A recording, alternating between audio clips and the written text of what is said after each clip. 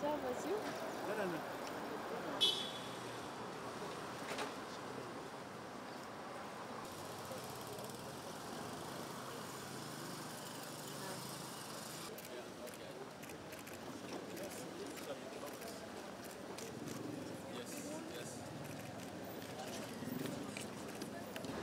So given what has just happened in the last 1 week, we want to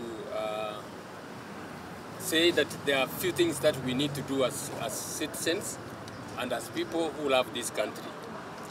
It is now evident that the Director of Criminal Investigations, the Inspector General himself of the National Police Service, and the Deputy Inspector General, Mr. Eliud Langati, are among and many other leaders blatantly lied on oath on the brutal killing of Albert Ojwang. President Ruto himself made a statement which was callous and very, very disrespectful to the people who, or to the family of Ojwang. And it was intended to avoid taking responsibility for the kidnapping, the killings, and what has happened in the past few years. I mean, few months. The back of the Kenyans have been hurt, but they are rising. Their right to peaceful assembly, to demonstrate, and to petition authority is legally supported by Article 37 of the Constitution.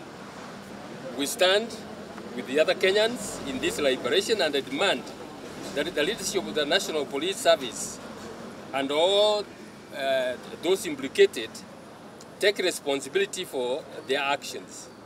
Towards this end, I want to outline three major points that we are pointing to.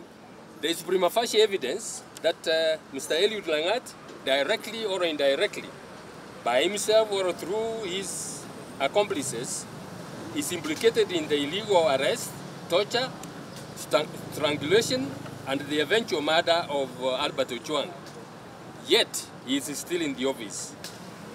It is now the time to immediately arrest Mr. Langati and have him prosecuted. Integrity demands that this cannot continue. This kind of impunity cannot continue in our country. As is stated, the three institutions charged with the maintenance of law and order, that's the National Police Service, the DCI, and the IPOA, have lied on oath. Consequently, the Kenyans have lost trust in, the Kenyan people have lost trust in them. This cannot be allowed to continue. Our institutions of human rights and justice need a serious resetting and rebuilding. To begin this resetting and rebuilding process, we demanded the arrest of the DCI because he lied on oath, and the IG, as well as Mr. Langati himself. And they be prosecuted, and those, of course, who are associated with the murder of Ojwang.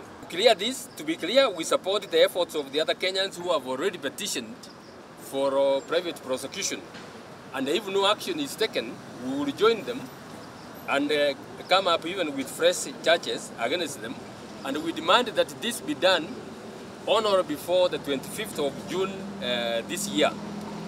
If that is not done, we will formally come out and join those efforts and demand for private prosecution.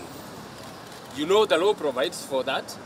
If the DPP or the agencies don't want to take that action, we are not left helpless. We can demand for private prosecution and go right ahead. Articles 1 and 3 of the Constitution guarantee all the Kenyans their sovereignty. They can act directly or through the institutions that have been set. My team and I support those constitutional actions of Kenyans who are exercising the freedom of assembly to express their demand for accountability, so that those who are involved are taken, action is taken against them. So as I've said, if nothing is done by 25th, we will join them and seek to prosecute those who have been involved. I also note that in spite of the crisis that we are in today, the president has not taken any step to bring to book so many of those youths and others who were murdered in June last year and coming forward up to the one of Ojwang. This tells you exactly the value he places on human life. Him and his administration don't have any regard for human life. And if that nothing is done, this is going to continue and we are not going to have a country.